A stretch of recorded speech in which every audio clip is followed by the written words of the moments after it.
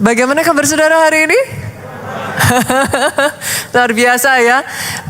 Saya itu jujur ya saudaraku, selama masuk di tahun 2023 saya aja atau saudara bisa merasakan hari-hari ini firman Tuhan di gereja kita itu semakin dalam gitu. Kayak kita tuh ngerasa apa ya, kayak dibawa semakin memahami gitu. Semakin ngerti, semakin memahami, semakin bertumbuh. Hari ini saya akan masuk pada bagian yang ketiga, saudaraku, dari seri firman Tuhan The Way of Blessing. In case ini pertama kali saudara hadir di tempat ini, gereja kita itu setiap bulannya akan ada kayak seri firman Tuhan yang berbeda-beda. Dan bahkan di setiap serinya, saudaraku, dalam 1 tahun, ini seperti kayak kita building up layer gitu. Satu dengan yang lain itu berkesinambungan, jadi nggak bisa dipisahkan. In case saudara misalkan harus pergi atau saudara mungkin kemarin tidak mengikuti ya saudara, jangan lewatkan. Karena nanti kalau saudara lewatkan terus akan dibangun dan saudara akan bingung gitu. Jadi saudara bisa dengarkan di YouTube, saudara bisa ikuti ya. Nanti kalau saudara masuk lebih dalam, saudara akan bisa semakin memahami. Jadi orang Kristen itu akarnya dalam saudara. Rooted gitu. Kita ngerti why we do what we do. Apa yang firman Tuhan itu katakan gitu. Dan hari ini saya akan berbicara tentang bagian yang ketiga, The Way of Blessing, saudara. Bagian yang ketiga ini, saudara, kalau saudara perhatikan, dari minggu kemarin, ada satu ayat firman yang terus-menerus kita bahas, saudaraku. Terus-menerus pasti akan dibacakan. Yesaya 55, ayatnya yang ke-8 sampai ayatnya yang ke-9. Saya akan bacakan sekali lagi, saudara. Sebab rancanganku, masih ingat ayat ini?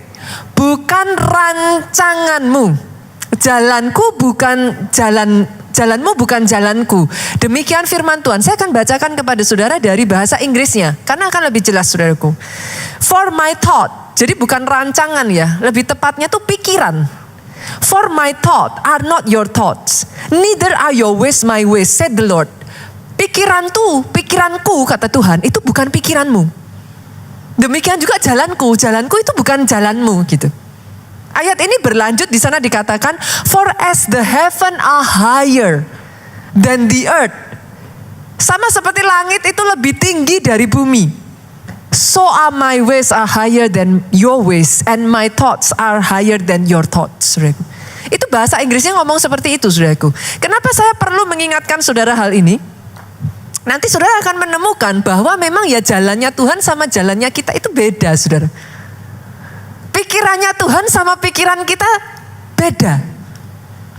Seringkali ada orang tanya sama saya, Pastor, saya pokoknya pengen tahu jalannya Tuhan. Saya harus tanya dulu gitu, are you sure? Gitu kan. Karena seringkali kita tahu tapi nggak tahu, Pak. Kenapa saya katakan demikian? Nanti waktu berjalan kita gini, loh kok Tuhan jalannya kayak gitu? Kan sudah dikasih tahu saudaraku. Memang jalannya beda. Pikiran Tuhan dengan pikiran kita itu beda. Bukan hanya beda, saudara. Jalannya Tuhan itu lebih tinggi. Itu sebabnya kadang, pernah nggak saudara ngalami? Kayak kita tuh bingung, kok nggak bisa ngerti ya? Kok caranya kok gitu ya? Kita berpikirnya harusnya gini loh, yang penting pokoknya cepet gini gitu dan lain sebagainya. Tapi enggak, Tuhan itu lebih interest dengan prosesnya. Kita interestnya dengan hasil. Kalau Tuhan enggak, prosesnya buat Tuhan yang penting. Jadi kadang-kala buat kita tuh kok gitu sih Tuhan. Jadi kita kayak enggak nangkap gitu saudaraku. Itu sebabnya saya mengatakan hari ini saudara, pahami yang ini dulu. Saya kasih contoh mungkin simple kali ya saudaraku, simple. Beberapa waktu lalu juga saya sampaikan kepada saudara. Kalau semisalkan hari ini saya minta saudara di sini semua untuk menggambar bintang. Saya yakin kebanyakan dari saudara akan gambar segi 5. Betul ya? Kalau hari ini saya minta kepada saudara bukan cuma gambar bintang, tapi saya bilang, Bapak Ibu tolong diwarnain. Maka kebanyakan dari saudara akan color dia warna apa saudara? Kuning saudaraku. Tapi coba saya tanya, memangnya bintang itu begitu wajahnya saudara? Nggak begitu saudara, aslinya bintang nggak begitu. Tetapi kenapa kita gambar bintang segi 5? Keterbatasan kita dari bumi berusaha untuk melihat bintang yang ada di langit, saudara. Kenapa kita gambar segi 5? Karena kayak kita lihatnya tuh kayak pendaran cahayanya, saudaraku. Jadi kita gambarnya tuh kayak, ya itu seolah-olah kayak pendarannya. Kenapa di color kuning? Ya karena kita ngelihatnya dia bersinar gitu kan. Kita color dia dengan warna kuning gitu. Tapi nanti saudara kalau lihat aslinya bintang mungkin bingung saudara. Kok beda ya? Seterbatas itu loh Pak, kita itu untuk memahami pikiran Tuhan. Karena memang dia higher than our thought. Sebelum saya membawa saudara lebih dalam, saya tanya dulu, are you sure saudara mau belajar jalannya Tuhan? Jangan-jangan nanti setelah belajar saudara, kok gitu pastor? Sesederhana, minggu lalu coba saudara. Kemarin yang khotbah di sini siapa ya? Ada Pak Yosi, ada Pak Obaja ya. Kemarin yang khotbah di sini. Minggu lalu kita sudah belajar salah satu kunci the way of blessing, kunci sukses. Yang pertama ada yang masih ingat apa? Pertobatan. Pernah dengar motivator ngajar begitu saudaraku? Kamu mau sukses, bertobat. Ada yang ngajar begitu? Enggak. Tapi kenapa? Karena jalannya, saya tuh semakin mempelajari ini ya, saya tuh amazed saudaraku. Tuhan itu kalau mengerjakan sesuatu, He's aiming for something that is lasting. Dia tuh enggak hanya sekedar kayak apa ya, dia tuh aiming sesuatu itu yang jangka panjang saudara. Itu sebabnya kadang sukar bagi kita memahami kenapa, apa urusannya jalan sukses dengan pertobatan. Oh banyak urusannya saudara. Karena since the very beginning, asal mulanya kemiskinan itu dosa. Manusia tidak pernah diciptakan demikian saudaraku. Manusia diciptakan dengan tanah yang baik awalnya Bu. Sampai manusia jatuh dalam dosa, tanah pun ikut dikutuk. Kalau kita bisa memahami asal muasalnya dari sana, kita jadi mengerti, ya betul jalan pertama harus bertobat dulu. Kalau saudara baca di dalam 2 Tawarim, maka saudara akan melihat di sana. Ketika umatku bertobat, berbalik dari jalannya, bukan hanya Tuhan akan mengampuni. Alkitab ngomong Tuhan akan memulihkan negerimu. Bahasa Inggrisnya aslinya saudaraku, I will heal your land. Tapi kalau saudara belajar tentang ilmu sukses tidak akan diajarkan seperti itu. Kita akan belajar, yes ada banyak orang punya teori di dalam sukses saudaraku. Kerja keras, yes kita setuju dalam hal itu. Yang setuju katakan amin gitu kan. Harus saudara. Bukan hanya kerja keras pastor. Bukan hanya work hard tapi work smart. Kita pun setuju akan hal itu saudaraku. Tapi there is much more than that. Yang mengerti katakan amin saudara. Hari ini saudaraku saya akan melanjutkan dari poin minggu-minggu yang lalu. Jadi in case kalau saudara minggu yang lalu gak hadir, saudara nanti ikutin terlebih dulu di YouTube. Supaya saudara gak ketinggalan. Maksudnya pastor apa? Kok pertobatan? Kok ini? Kok itu? Dengerin dulu yang minggu lalu saudaraku. Supaya saudara tidak tertinggal gitu. Kenapa? Karena nanti hari ini saya akan bring deeper lagi. Makanya saya tanya dulu, are you sure? Saudara beneran mau belajar jalannya Tuhan? Yakin? Karena His way are not yours. His thought are not yours. Pastor memangnya bisa manusia itu mempelajari pikiran Tuhan? Bisa gak Bapak Ibu? Hah? Kira-kira bisa gak? Bisa gak? Bisa gak? Aduh bisa. Caranya gimana Pastor? Senggol kiri kanan. Baca Alkitab. Once upon a time, saudaraku, Tuhan itu mewahyukan, dia itu mengilhamkan pikirannya kepada orang-orang itu dan mereka menulisnya. That is your Bible. Kalau saudara serius bilang sama saya, mau mempelajari pikiran Tuhan, sekali lagi senggol kiri kanan. Pak, Alkitabnya dibaca enggak? Loh, beneran loh saudaraku. Kalau in case saudara serius ya, mau benar-benar memahami, tapi ajaibnya gini saudara. If you know his thought, ini kata firman, setinggi langit dari bumi, jalanku dari jalanmu. Ketika saudara dibawa mempelajari jalannya Tuhan, nanti kau saudara akan heran bagaimana Tuhan akan bawa saudara terbang. Orang yang ada di sekelilingmu akan mulai berkata kepada saudara, pola pikir saudara berubah. Saya itu menemukan dalam ini eksperimen ya saudara, eksperimen. Sebenarnya bukan percobaan seperti apa. Saya menemukan anak-anak yang sudah ngalami Tuhan dalam hidupnya akan cenderung lebih dewasa dari anak-anak yang tidak ngalami sentuhan roh. Buktikan perkataan saya, saudaraku. Anak kecil pun ketika dia ngalami Tuhan secara pribadi berubah. Saya membuktikan itu lewat Samuel Moment, saudara. Anak-anak yang kenapa Samuel Moment ada? Asal-muasalnya simpel, saudara. Saya tuh jengkel, saudaraku. Di gereja waktu itu saya masih di Jogja, temboknya gereja tuh jebol terus, saudara. Ada aja tiap minggu anak-anak yang kalau datang ke gereja, temboknya itu kan cuma gypsum ya, saudaraku. Ditendang gitu kan lubang. Jadi setiap minggu ada aja tembok lubang, ada aja tembok lubang. Saya berpikir, ini diapain ya? Udah dipanggil orang tuanya, udah ditegur orang tuanya sendiri, angkat tangan, gak bisa iniin anaknya, saudara. Dari situlah, saudaraku, terciptalah Samuel Moment.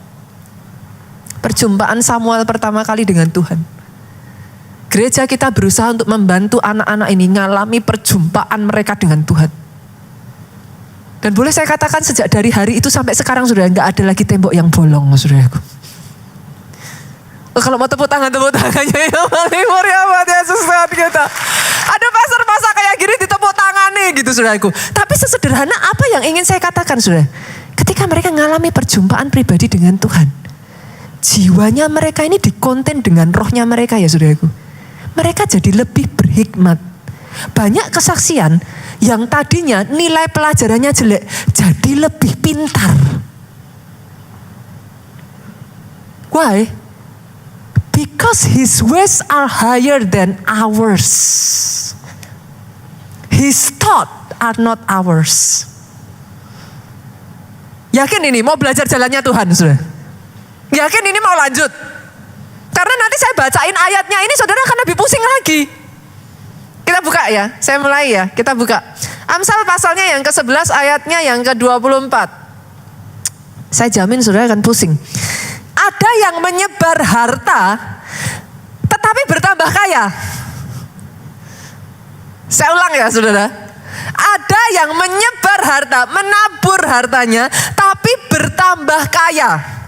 Ada yang menghemat secara luar biasa, namun selalu berkekurangan. Pusing gak saudara? Loh pusing. Sebagian dari saudara sudah ngeliatin saya, Pastor, what do you mean? Karena filosofi kita mengajarkan hemat, pangkal, kaya. Kok bisa saudara nabur, tambah kaya? Dari mana hukumnya? Kita nabur, itu kan berarti ada yang hilang dari kita dong. Kok bisa dapatnya malah tambah kaya? Gak ada. Itu bukan filosofi yang kita tahu selama ini. Kenapa sejak dari awal saya katakan tadi, saudaraku? Karena kalau saudara mau belajar his way, kadangkala ya saudara, harus ditaruh dulu loh our way. Karena beda. Saudara harus buka diri untuk saudara bisa, oh oke. Saya kasih contoh simpel, mau saudara? Kita coba ya. Boleh buka masker saudara dulu? Boleh? Ya. Oke. Sebentar aja ya, saudara, sebentar, oke. Gak masker ya, nah kelihatan cantiknya semua, cakep-cakep, keren-kerennya. Lihat kiri kanan, kasih senyum sama kiri kanan. Coba. Oke, pakai masker lagi sekarang. Oke ya. Oke, enak ya nggak pakai masker ya Bapak Ibu. Kita berdoa ya, segera ya. Basically kalau dari gereja kita mengikuti kok kebijakan dari pemerintah, saudaraku. Nanti bertahap juga. Saya berharap sudah bisa melihat wajah saudara face to face gitu ya, saudara tanpa masker. Oke, saya balik ya. Saya tanya, tadi saudara nabur berapa senyuman? 1 kan? Nuainya berapa senyuman? Banyak. Kok bisa? Menabur bertambah kaya. Saudara harus tahu hukumnya Tuhan itu beda sama hukumnya manusia. Kok curang? Naburnya 1 kok dapatnya banyak? Yang mengerti katakan amin. Saya menemukan dalam kehidupan saya juga, saudaraku. Saya itu berjumpa dengan orang-orang yang mereka itu menabur sangat banyak perhatian. Menabur hadiah. Menabur kasih. Dan saya melihat dalam kehidupan mereka tidak pernah kekurangan perhatian, saudara. Tidak pernah. Bahkan saya menemukan di hari ulang tahun mereka, saya tuh kadang sampai geleng-geleng. 1 rumah itu bisa full hadiah, saudara. Kok bisa? Banyak menabur, justru bertambah kaya. Hemat. Tapi justru malah kekurangan. Saya ajak lagi ya. Oke, saya ngerti. Di sini ya saudaraku, jujur. Ketika saya ngomong kayak gini, di benak saudara di sini nih ada kayak tarik ulur nggak ini saudara? Karena ini sesuatu yang kita ngertinya. Hemat pangkal kaya Pak. Akhirnya banyak orang gagal paham. Berapa banyak karyawan profesional akhirnya ya di dalam pekerjaannya ya mereka berhemat sudah. Hemat-hemat ngasih kontribusi ke perusahaan, hemat-hemat ngasih pemikiran ide, hemat-hemat untuk berjuang habis-habisan buat perusahaan. Tapi saya tanya, yang seperti ini justru malah akan jalannya untuk maju susah. Saya kasih contoh lagi, pengusaha, Bapak Ibu. Saya tahu ada pengusaha yang pokoknya kalau buat pelanggan ya minim-minimin aja. Yang penting cuannya besar. Pernah ketemu yang begini saudara? Banyak. Tapi coba buktikan perkataan saya ya, saudara. Lakukan aja terus seperti itu. Minimin, pokoknya kalau sebisa mungkin ya, pastikan dikencengin, yang penting cuannya banyak. Apa yang terjadi saudara? Konsumen itu akan meninggalkan saudara kok. Sebaliknya, ketika saudara benar-benar nabur, cari kasih pelayanan yang terbaik sama konsumen. Konsumen pengennya apa? Butuhnya apa? Cari kebutuhannya dia itu apa? Bukan hanya sekedar mau cuan.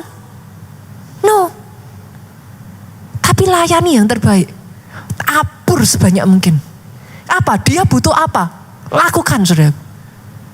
Nanti saudara akan justru menemukan justru customer ngejar saudara.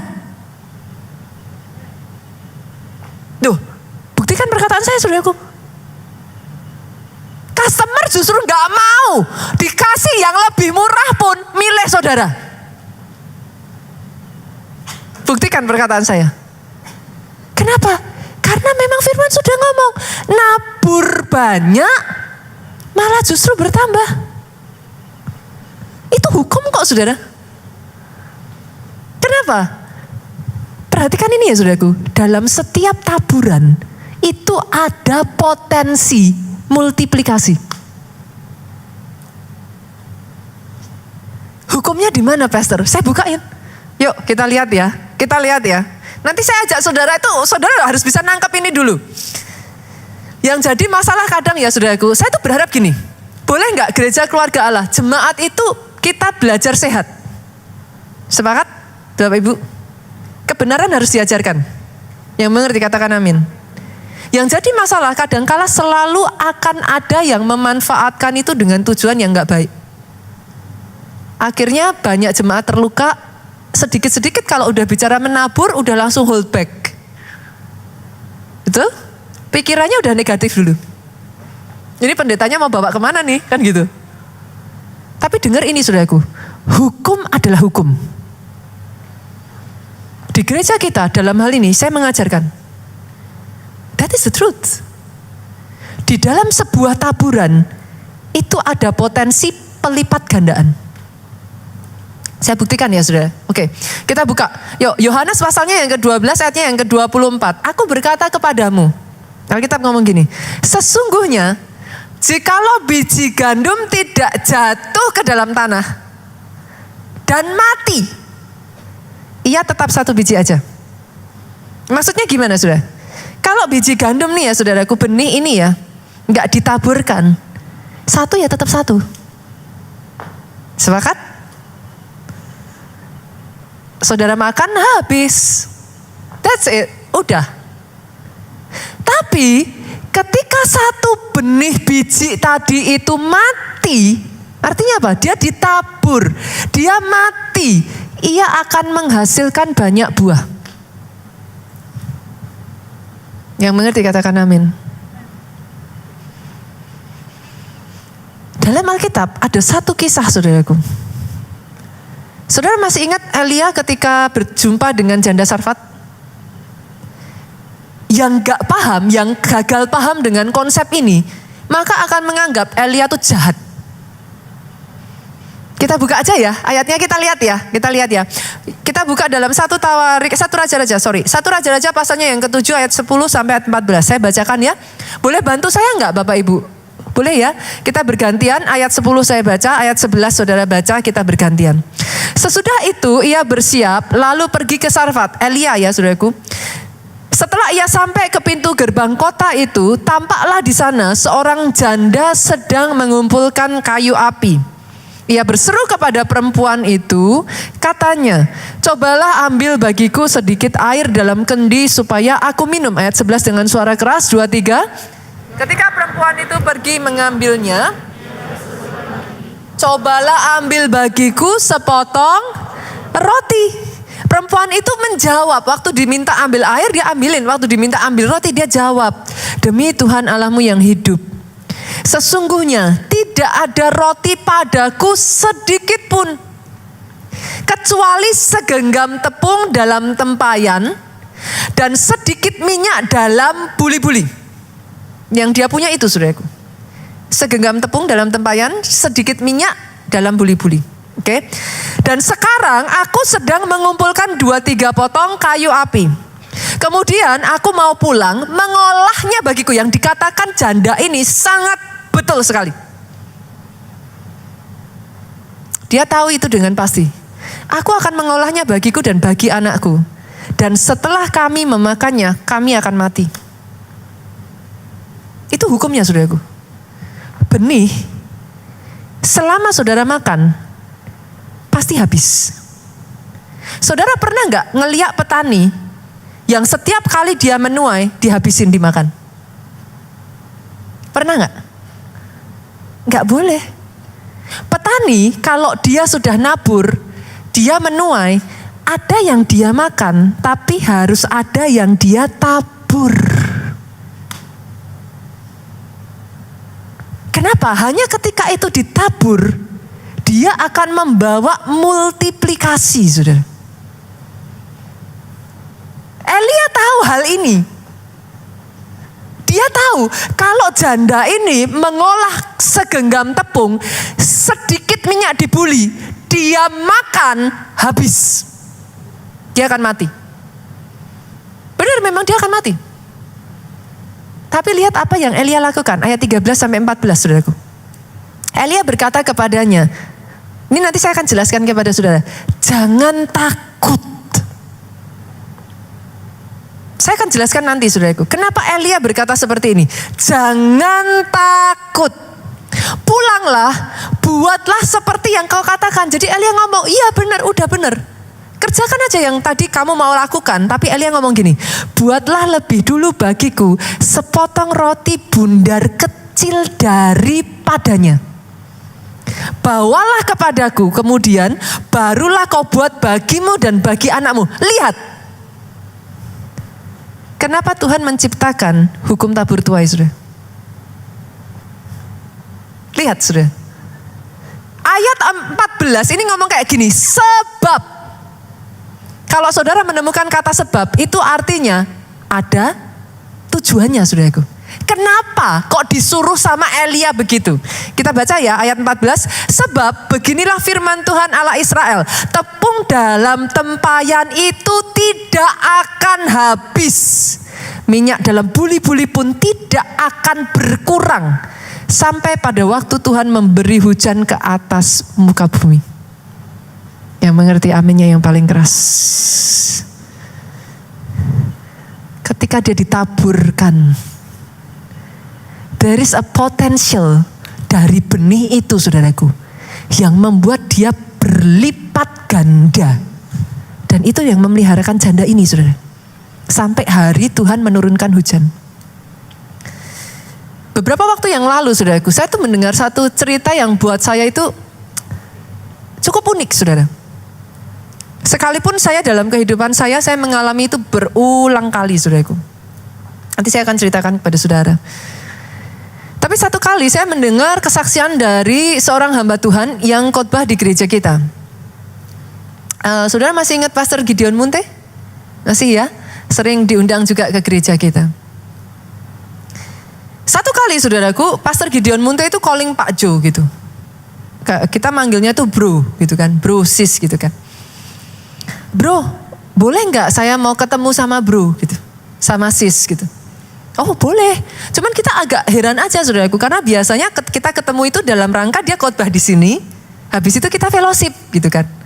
Nah kali ini tuh dia datang, maksudnya nggak dalam rangka khotbah di gereja kita, cuman pengen ketemu gitu.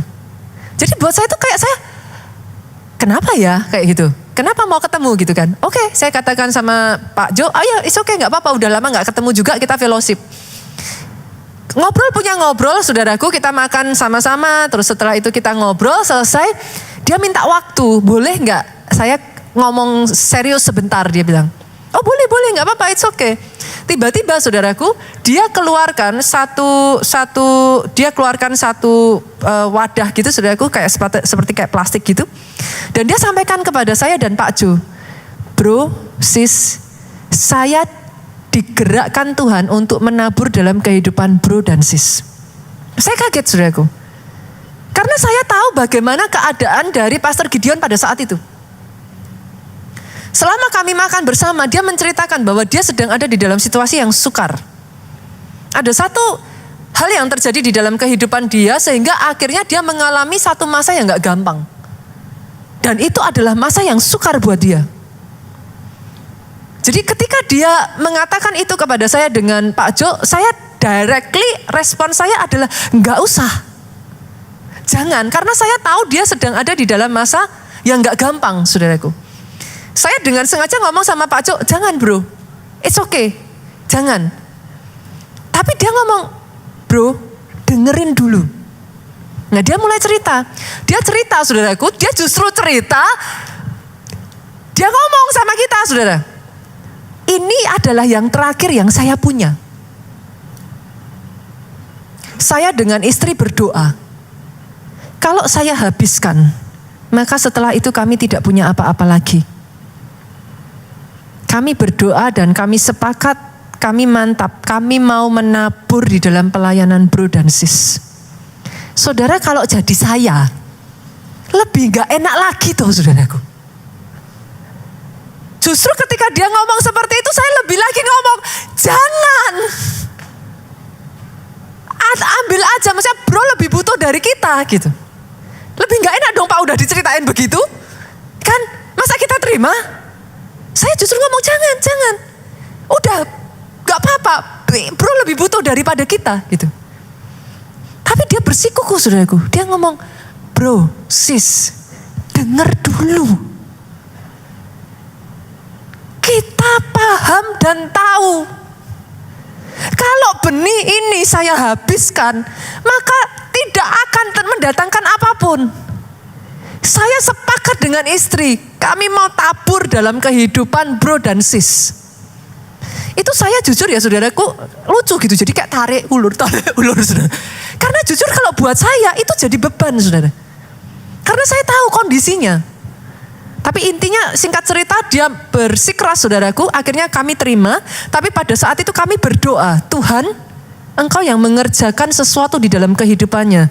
Kalau Tuhan yang berbicara atas kehidupannya, Tuhan yang mengerjakan atas kehidupannya saudaraku. Saya harus garis bawahi ya saudara, jangan copy paste ya.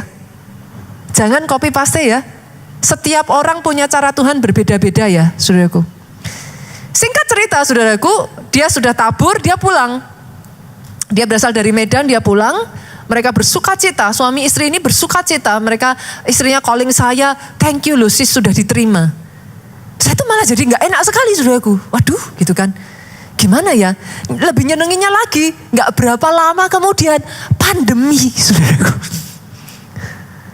Saya tuh langsung, Tuhan kan gitu saudara. Ini pandemi. Dia cerita sama saya bahwa that is the last that he has. Sekarang pandemi. Itu benar-benar saya tuh datang sama Tuhan your way gitu. Saya benar-benar udah kayak di masa pandemi saudara semua tahu.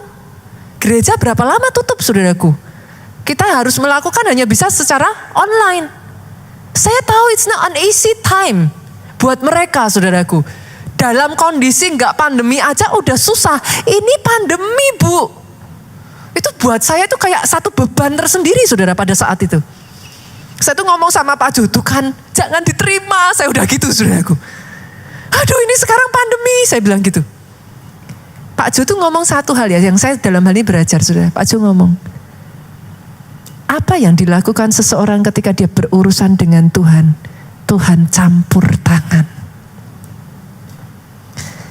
Singkat cerita saudara, waktu berjalan, saya gak ketemu dia cukup lama karena pandemi.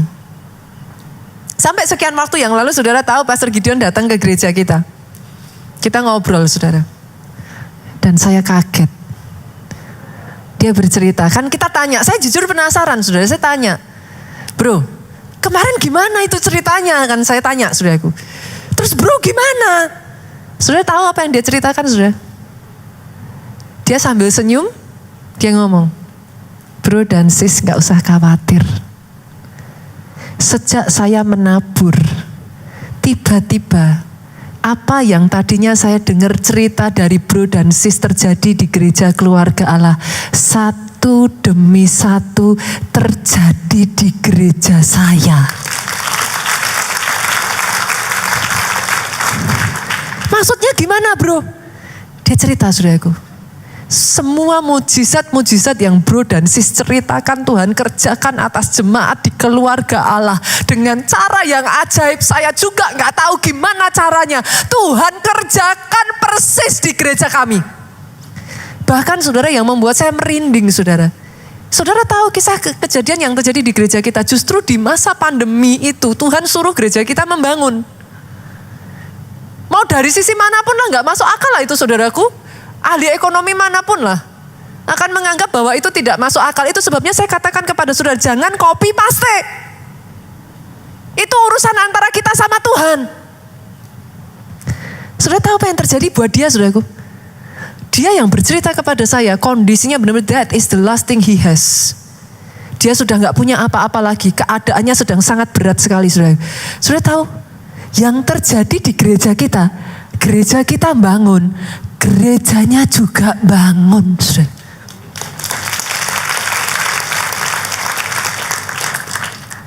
Gimana cara saudara ceritakan itu?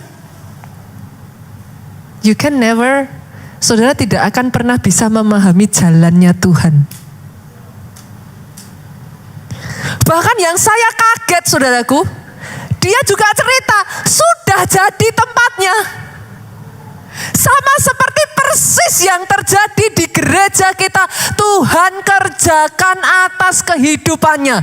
Justru di selama masa pandemi itu dia berkata, kalau saat itu apa yang saya punya terakhir saya habiskan, that's it. Tapi ketika Tuhan berbicara, kami taat. Dia ngomong, saudara. Tuhan kerjakan karya yang di luar nalar pikiran kami. That is what I call the wonder of sowing, saudara. Keajaiban dari menabur. Tapi sama-sama menabur, boleh nggak saya mengajak saudara untuk bisa menabur dengan cara yang benar, saudara?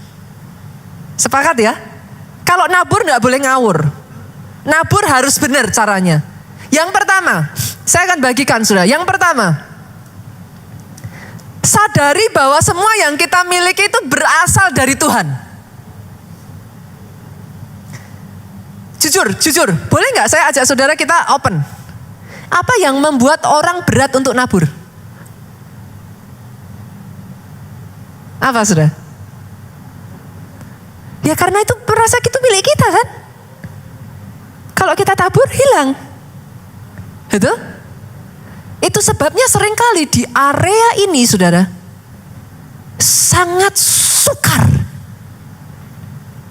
untuk kita nabur. Saudara cek dalam gereja, kalau sudah berbicara urusan seperti ini, tarik-tarikan tuh, saudara. Tapi kalau bicara yang lain, nothing happen. Kenapa? Karena kita merasa it belongs to us. Saya tuh belajar dari satu pribadi ya, saudara, namanya Raja Daud. Saya nggak tahu ya, saudaraku, semakin saya mempelajari kehidupan Daud ya, buat saya itu dia itu mengerti satu understanding yang amazing gitu. Satu kali, saudaraku, dia taburkan semua harta kekayaannya untuk membangun rumah bagi Tuhan, yang mana notabene, saudaraku, dia tidak hidup untuk melihat rumah itu, saudara. Daud tuh ngomong sama Tuhan, Tuhan boleh nggak? Itu kayak, saya tuh bisa ngerasain ya, Tuhan tuh waktu pertama dengar Daud ngomong gitu tuh kayak struck, kaget gitu, saudara. Kebayang nggak, saudara, Tuhan yang He is all knowing, Tuhan itu maha tahu loh, saudara. Tidak ada satupun di muka bumi ini yang dia nggak tahu. Yet itu menyentuh hatinya Tuhan. Ada satu manusia yang kepengen membangunkan Tuhan sebuah rumah. Coba saudara bayangkan dari sudut pandangnya Tuhan ya, saudara. Itu tuh kayak kita ngelihat anak kita ya, mau ngelakuin sesuatu dengan kapasitasnya dia dan itu menyentuh orang tua. Tuhan itu tanpa batas loh, saudara. Dia nggak bisa konten, dia itu tidak masuk di dalam rentang waktu dan ruang. How can a human being wants to make a house for him? Begitu tersentuhnya Tuhan, saudara. Daud itu minta sama Tuhan, kasih aku kesempatan membangun rumah buat engkau, Tuhan. Tapi Tuhan ngomong, gak bisa, tanganmu berlumuran darah. Anakmu yang nanti akan membangun rumah itu. Begitu kepinginnya Daud sampai dia tuh memastikan, nanti anakku kalau gak berpengalaman gimana? Nanti kalau anakku ternyata gak jadi bangun gimana? Dia berikan semua yang dia punya, saudara. Memastikan supaya rumah itu terbangun, sekalipun dia gak lihat rumah itu. Tapi lepas dari itu semua, apa perkataan Daud? Kita lihat ya, saudaraku. Kita buka yuk, 1 Tawarik 29 ayatnya yang ke-16. Oh, perkataan Daud ini ya, saudaraku, buat saya ya, satu pribadi ini tuh spesial lah, saudara. Daud itu tuh somehow ya, dia tuh tahu gitu hatinya Tuhan. Ya Tuhan Allah kami, segala kelimpahan bahan-bahan yang kami sediakan ini untuk mendirikan bagimu rumah bagi namamu yang kudus adalah dari tanganmu. Saya tanya, saudara, itu uangnya siapa? Uangnya Daud. Dia kasih itu. Tapi setelah dia lakukan itu, dia bilang, itu dari tanganmu sendiri. Punyamulah segala-galanya. Manusia gak memahami konsep ini, sudah. Konsep yang manusia pahami adalah yang sedikit yang saya punya, it's mine. Dipegangin, sudah. Tapi justru ketika saudara lepas itu, what's the big that belongs to him, he give to you. Dalam taburan ada potensi pelipat gandaan. Nanti saya akan lanjutkan supaya saudara nggak salah mengerti dan supaya saudara nangkepnya utuh ya saudaraku.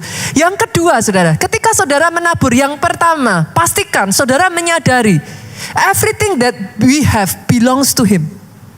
Yang kedua saudara, ketika saudara menabur, tabur dengan ikhlas, tulus. Dan dari hati yang mencintai.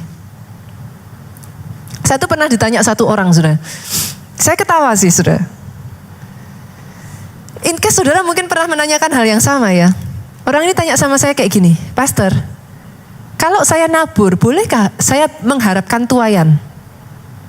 Pertanyaan yang logis dong. Pastor, kalau saya nabur, boleh nggak sih saya mengharapkan tuaian? Saya ketawa saudaraku.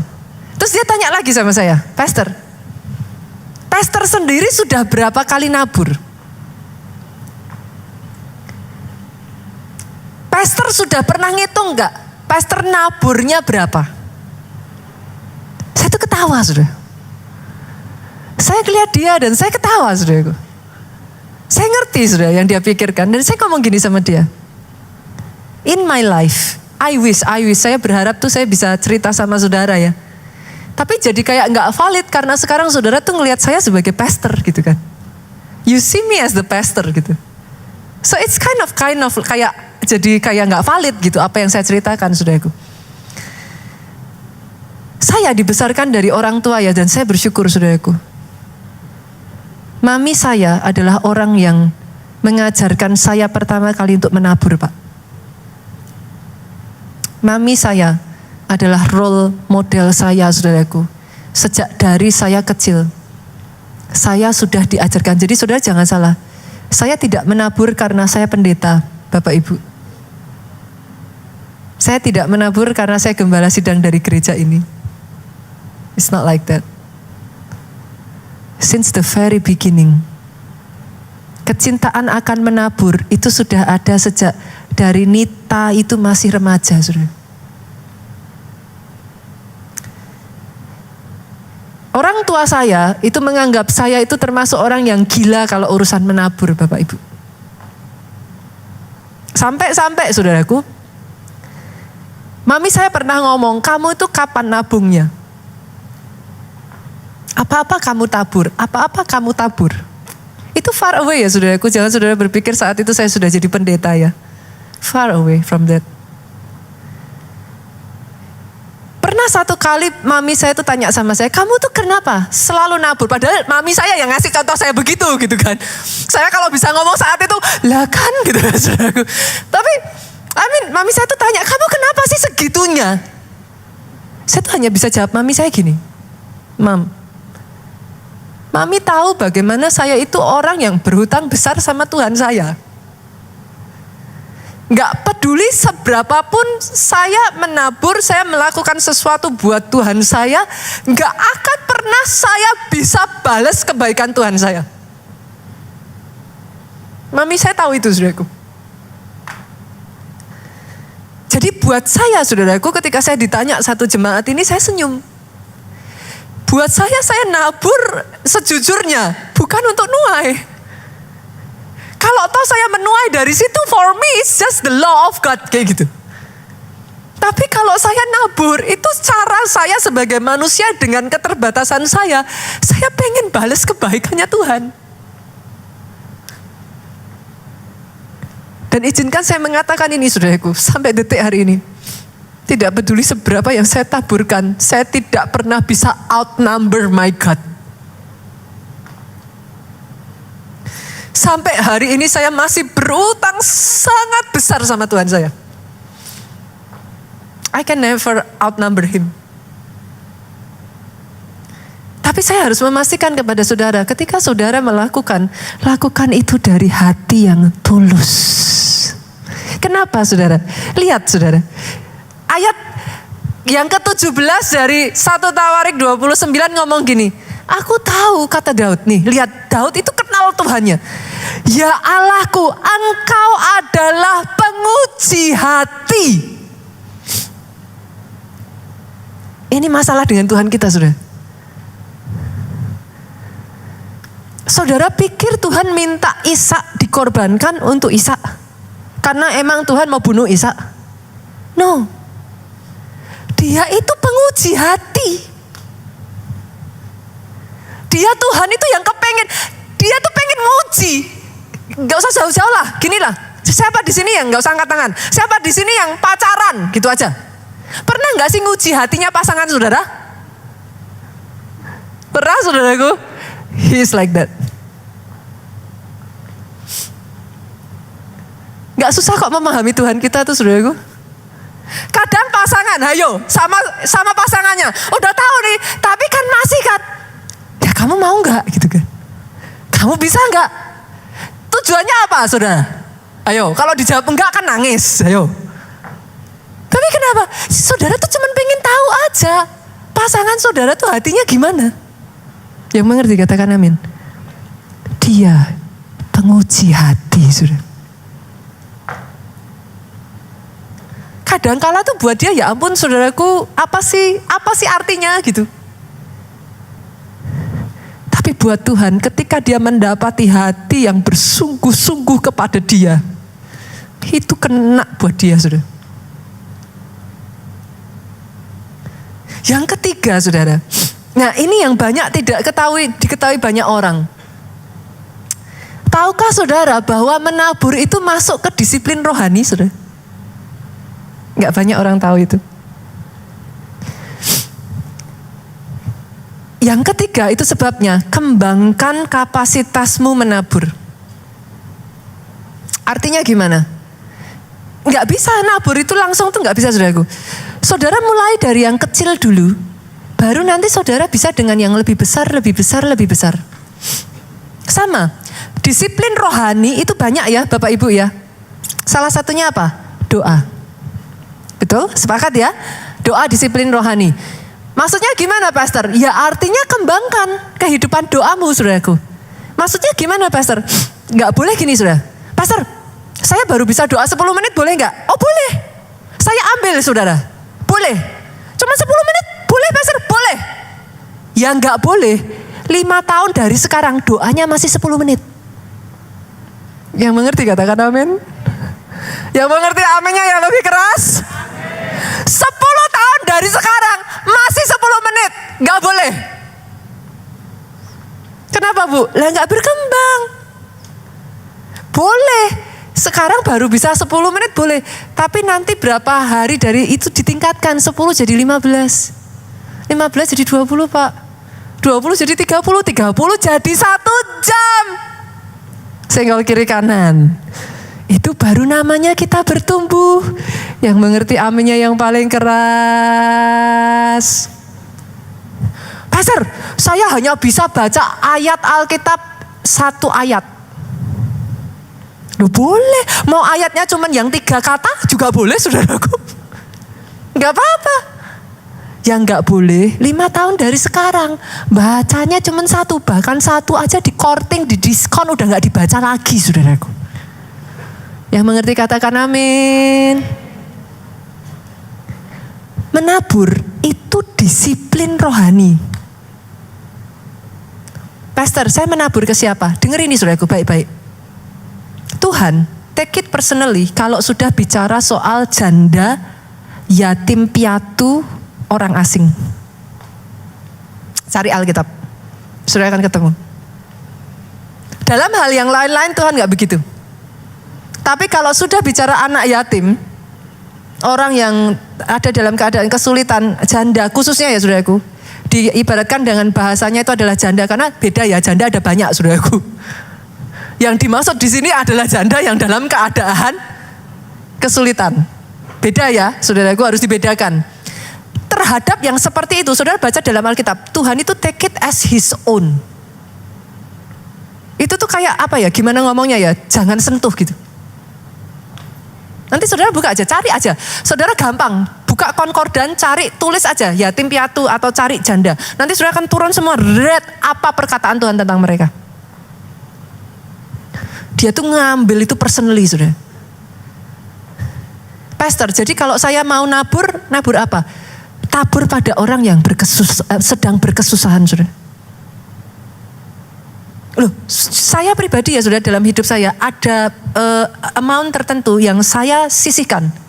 Baik gereja suruh, gereja enggak suruh, saya sisihkan amount itu saudara. Memang saya tabur saudara. Mau saudara tabur kemana terserah saudara.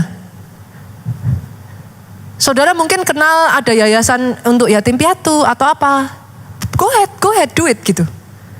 Atau saudara mungkin tahu atau bahkan ada di antara saudara, nah ini saudara, kalau bahkan ada di antara saudara yang memang devoted membangun rumah yatim piatu. Kalau saudara dipanggil Tuhan ngelakuin itu, do it. Gereja kita coming soon, saudaraku. Segera, nanti di tempat pusat kegeraan Roh Kudus yang di Kota Solo.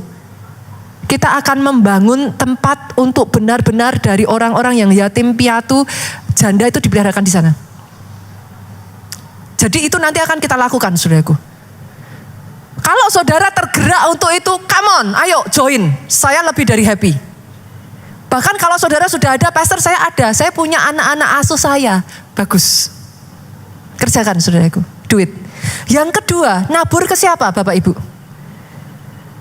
Saya nggak tahu ya, apakah kalau saya ngomong kayak gini, saudara bisa paham ya.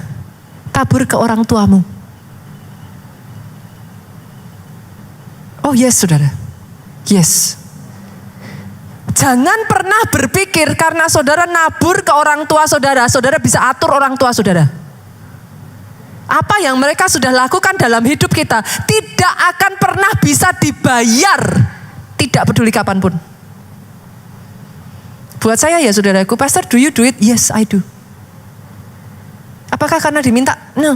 Kalau bisa malah jangan diminta baru saudara ngelakuin. Yang mengerti katakan amin. Ada waktu ya saudaraku di mana ketika saudara masih bayi ya, you cannot do anything loh saudara. Sekarang ketika orang tua saudara sudah cannot do anything, where are you?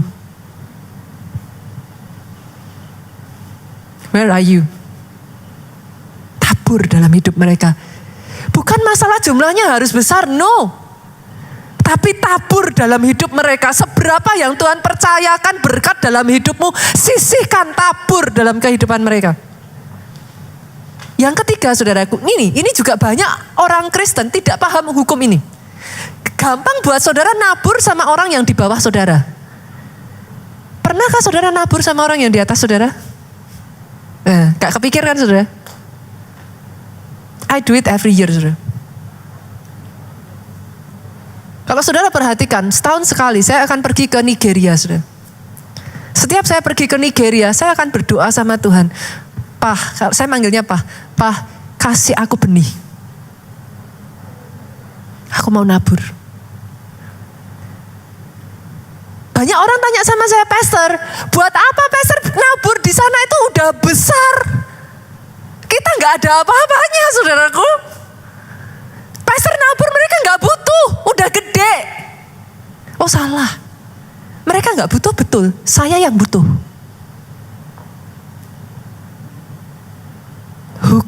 Hukum Alkitab itu nggak pernah salah, saudara. Di dalam taburan itu ada potensi pelipat gandaan. Saudara harus paham itu. Semakin saudara pegang, saudara harus tahu itu. Dia nggak bisa berlipat ganda. Taburkan kemana? Saya taburkan, kenapa saya taburkan ke sana saudara? Saya tahu, I recognize, I acknowledge the anointing yang reside di sana saudara. I acknowledge it. Saya menabur. Justru ketika saya menabur, hal yang sama yang dikisahkan oleh Pastor Gideon. Apa yang terjadi di Nigeria, terjadi di Indonesia. Terjadi di gereja kita. I acknowledge the anointing, saudara. Yang berikutnya, tabur kemana? Tabur ke usaha saudara. Kalau kerja, jangan dihabisin semua.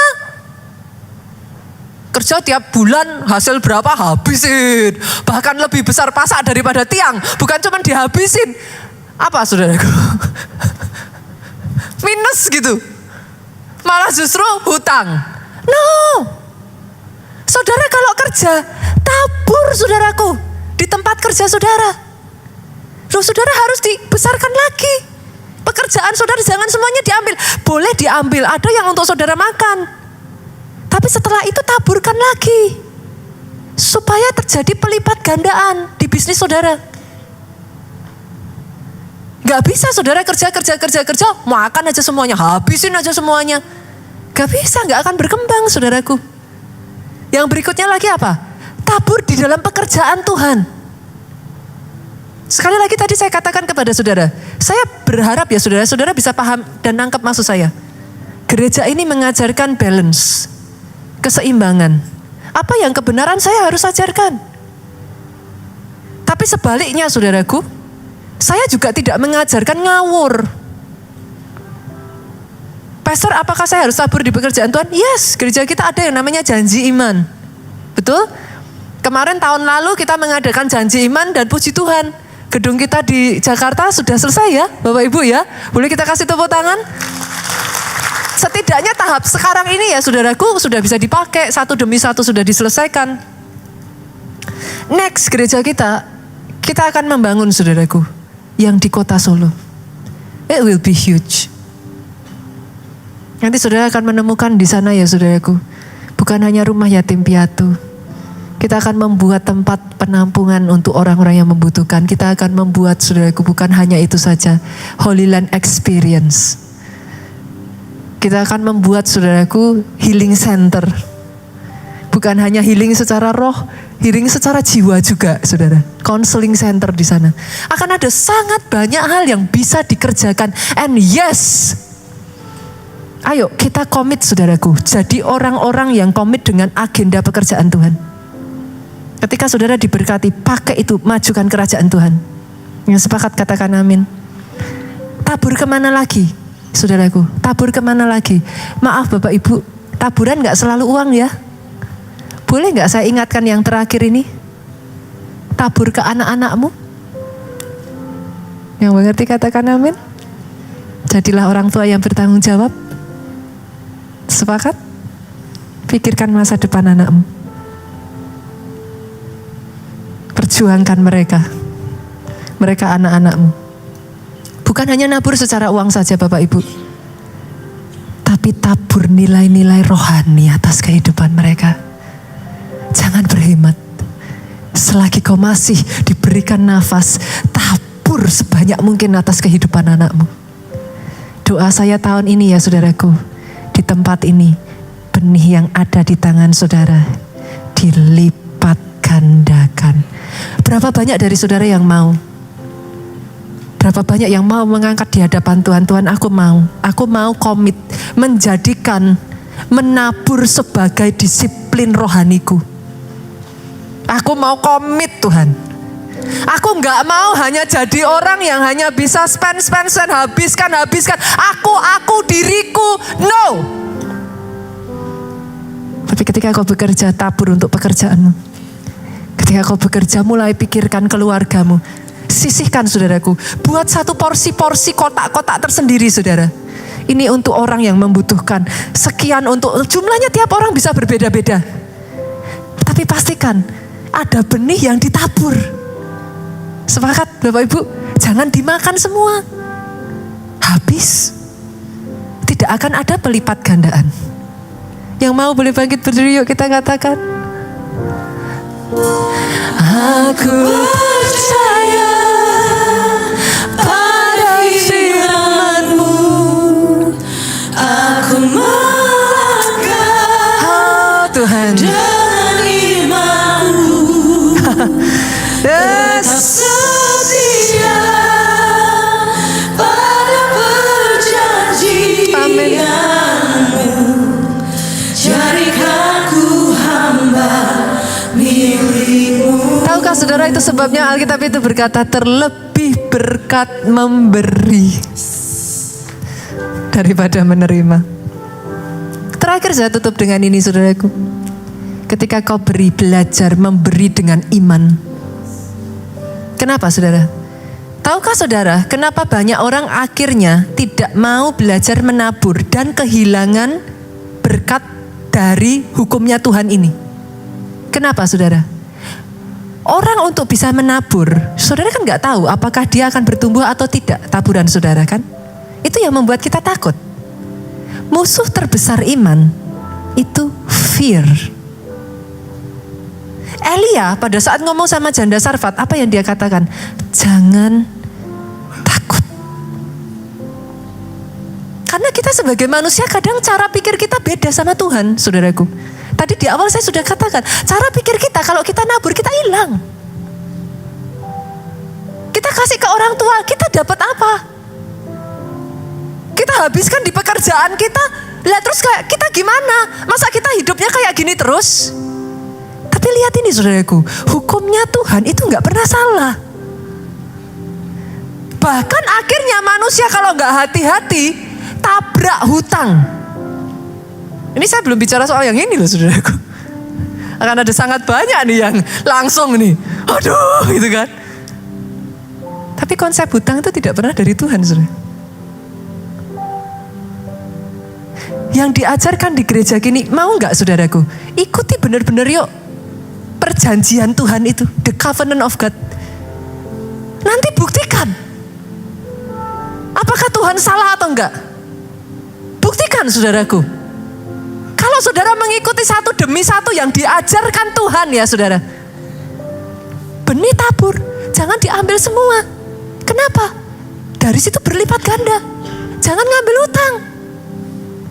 Lipatkan dari ini. Yang terus ditaburkan benih itu akan terus berlipat kali ganda. Tuhan sudah memberikan satu potensi di dalam itu saudara. Tapi manusia lebih suka untuk ngambil jangka pendek. Langsung lompatkan ngambil hutang. Boleh saya tanya saudaraku, terlepas dari ini, saya tahu lah ada banyak pro kontra di situ. Tapi boleh saya tanya berapa banyak orang yang saudara kenal yang maju sukses dari hutang? Atau lebih banyak yang hancur? Coba saudaraku, saya ajak benar-benar selidiki dalam firman. Apakah ini hanya saya yang mengatakan, atau coba pelajari perjanjiannya Tuhan tuh in the beginning kayak apa? Tuhan ngomong apa?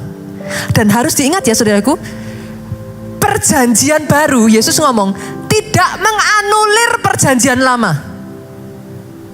Saya ulang ya. Tidak bisa saudara baca perjanjian baru terus saudara bilang perjanjian lama hilang.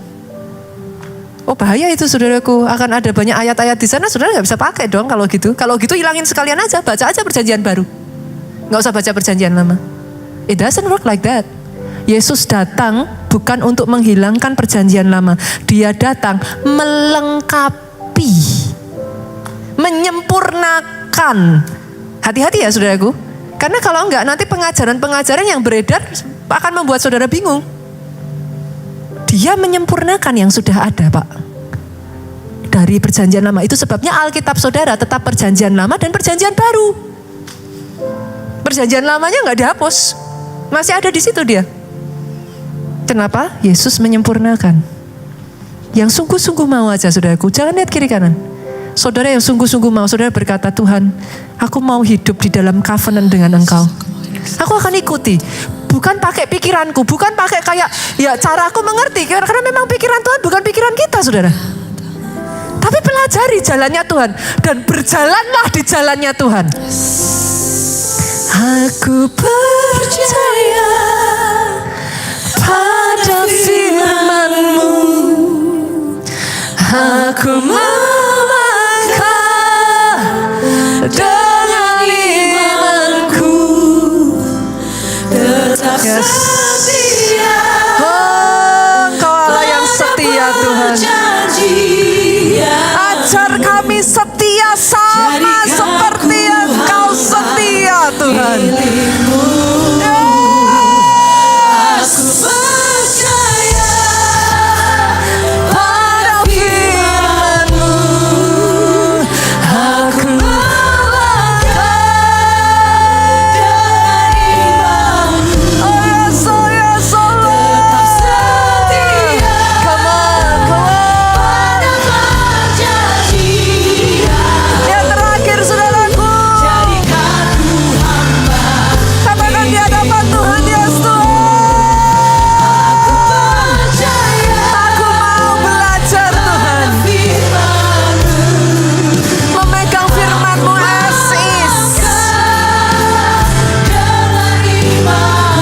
Tetap setia Tuhan.